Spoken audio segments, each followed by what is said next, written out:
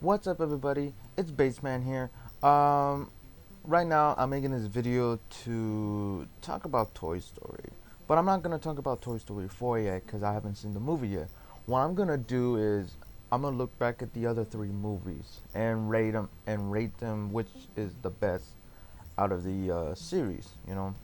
Trying to pick one that's better than the other. This is my opinion only. If you have your own opinion, that's your own opinion. You don't have to watch this video and get upset of what I'm going to say with these films. I just want to explain. I just want to share my opinion and explain why I choose one after the other. Uh, and yeah, let's get the discussion going. So in third place of the Toy Story films would have to be the first Toy Story. Now I know it's the first film in the movie. It's the first film in the franchise, and a lot of people remember it. I remember it as well. But like I said, these movies are not bad. They're just based on story, emotion, and how these characters are.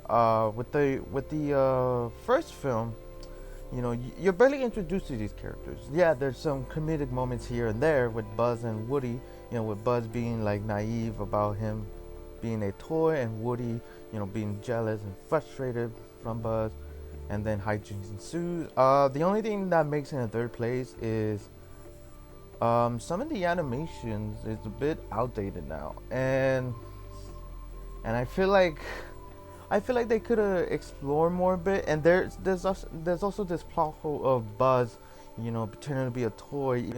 That plot hole has never, faded away in my mind. I'm always thinking, is he just being a toy just because it's like a procedure as a space ranger, like you have to adapt to the environment or something like that? I don't know. They never explained that. And what else? And Andy, for much of the film, like you want to talk about Andy, like you want to show who's Andy and all that. I feel like with out of all the films, I feel like Andy is not included much, even though in this film, in the beginning scene, today is his birthday, but they don't really show him, Andy, and some of the kids look like Andy too. That's what I meant by like the animation's a bit outdated, because not only the animation looks a bit outdated, as it's a first 3D animated film, but with Andy, you don't really get much with Andy, based after the introduction, and the credits, the beginning credits. So that's about it. Everything else is good. Comedy wise, there's some funny moments here and there. Sid. I feel bad for Sid now. Like I know, I hated him when I was a kid when I see him like torture these toys, but did he really need to be traumatized by the toys? I don't know. That's just my opinion. And coming in second place, we have Toy Story 3. Yeah. Oh, when we already introduced the new characters like the aliens, Jesse and Bullseye. Those characters. After we got those characters in, and also Barbie. With these characters, now they're trying to like get by now that Andy's becoming a adult and is going to college. So there's this like midlife crisis going on with the toys, and which they end up going to a daycare where they meet this bear who smells like strawberries, but is the bad guy. With this film, it gets a lot of criticism for being part two, but to once quote a great YouTuber, I feel like part three is like the evolution of part two. Like part two introduced the concept of what would toys do if the kids end up growing up, And yeah, we had a concept on part two, but with part three, it expands it. It explores what the toys' feelings, what the toys act, and react to the kids that they once played with, becoming adults. And there's a lot of scenes that are funny. Animation is great. It's the greatest animation they have until Toy Story 4. Um, the the evil Lotso character, he's actually a good character. I feel like he's a little bit petty, but in a way you kind of understand him. You don't want to be replaced by your loved ones in a way, so I could get that feeling. Um, Buzz being evil again and thinking he's a Spain Ranger again. It's funny, especially with the Spanish mode. That's also funny. There's a lot of great comedic moments in this one as well. Let's see, and also we also introduced to Bonnie. Now Bonnie, first when I first see her, I thought she was gonna be annoying, but when you see Bonnie, like when you see the character Bonnie, she's actually a good character, even though she is a child. And, she's a little bit younger than Andy when we were first introduced to him, and you could see that she takes care of her toys. She loves her toys. She also knows when to to be more expressive, which I feel like for the fourth movie, I hope they do her character right. I want her to be, a little bit more, have a little bit more character depth, even though she is a kid. I get it, she's a kid, but I'm hoping they develop her more a bit in the next movie.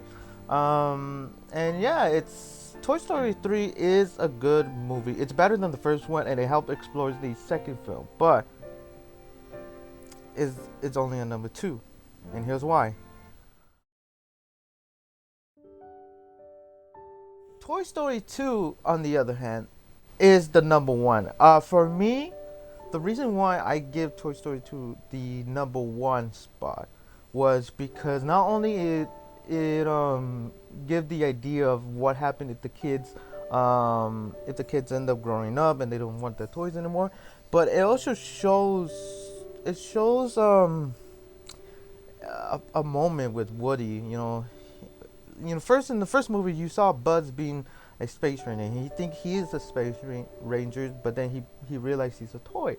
With the second one, Woody was a toy for us, but then in the second one it showed that yes, he was a brand. He had a group. He was a product of a Western franchise, and just seeing him react the opposite way of Buzz is so satisfying, and it's so crazy. It's like corporation. I like that they made Woody the focus, and they made him realize that yeah, he was a toy, but back then he was something else. So that was a nice homage to the first movie. And the oh my god, Al, Al the character, well, the antagonist, not the villain, but the antagonist, he's funny. He's really funny. I don't care what you guys think of him. He's the best character in the film. One of the best characters in the film. Jesse and Bullseye, great characters as well. They have their funny moments here. There, Jesse is hilariously funny in this film than the other one. But then in her emotional side, we really like relate to her. Stinky Pete. The more I look at him now, the more I feel like there's a little plot holes from him, like with him in the television screen. Like, did he have a separate controller in his box? Hmm. I don't know. But with Toy Story 2, not only it explores more than the first movie and gives the third movie something to think about, but also it gives us more emotion and more focus on Woody. I feel like with Woody, he should have been the main focus from the first movie, but we didn't really know much of Woody. We were focused on Buzz and Woody telling Buzz, who thinks he's a Space Ranger, telling him he's a toy. And then in the second one, you finally focus more on Woody, what makes him a toy, and what makes him realize that he's a toy.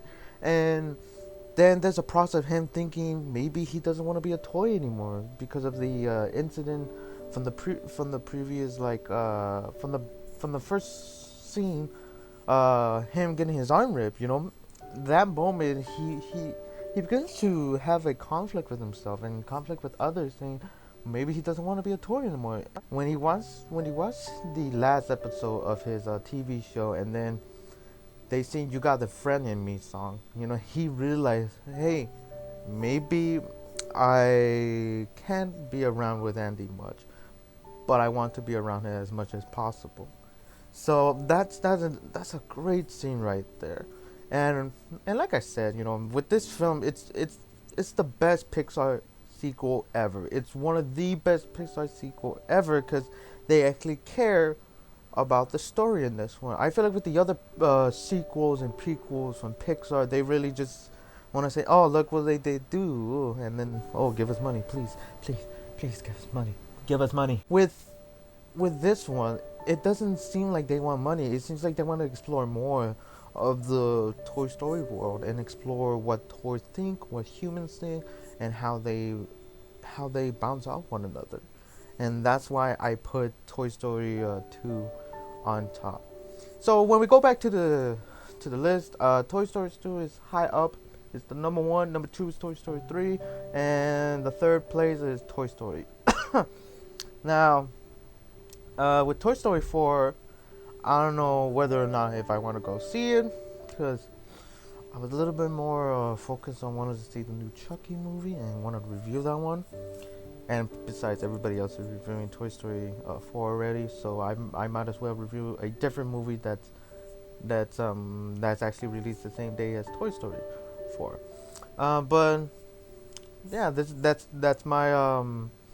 is my quote unquote review slash ranking on the Toy Story franchise. The first three movies. The fourth one, I don't know if I want to see it or see the new Child's Play film.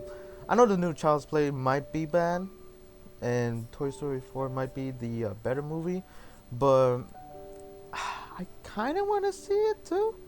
So I'm a little bit conflicted. Anyways, then, I hope you guys enjoy what I said.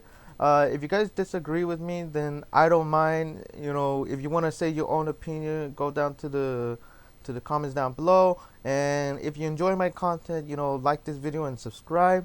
I hope you have a wonderful day, and I get to see you guys next time.